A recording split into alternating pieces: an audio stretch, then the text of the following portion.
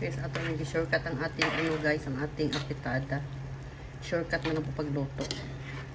Yan, ginisa natin to sa bawang, sibuyas. Pagkatapos, nilagyan natin ng aswitis. Ano yung pang food coloring na aswitis yan. Binabad natin. Kaya naging orange ito.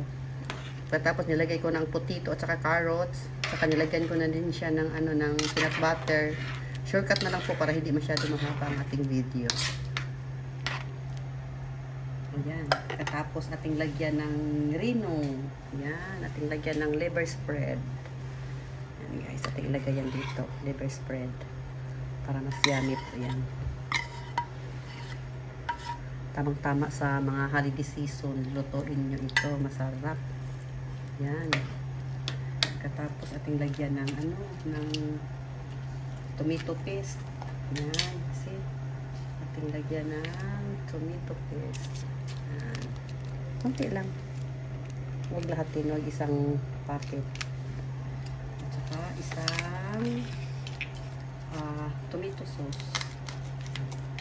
Ating ilagay ng isang ganito na tomato sauce natin. Siya. Tingnan mo, very creamy na po talaga yan. Wala, nausik na. And guys. Sa mga birthday. Maganda, masarap po yan.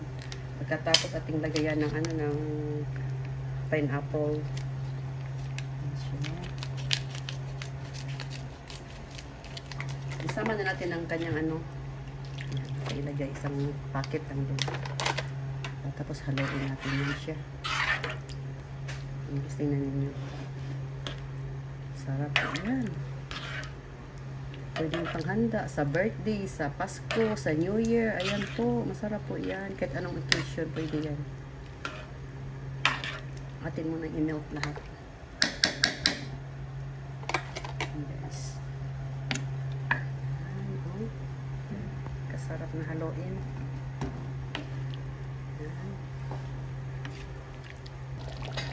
Ayan na guys, malapit na pong maluto ang ating niluluto.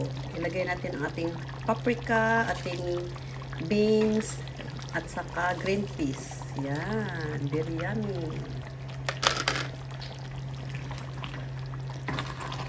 See? Wow. Lami pala ang may aswitis oh. Lami na kayo siya kanon guys. Thank you for watching po. Enjoy cooking. Ayan na po. Luto ng ating apritada. Yummy lunch. Tapos ko guys, dito ko muli ko ang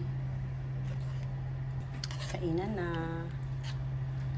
Mag-ready na kayo.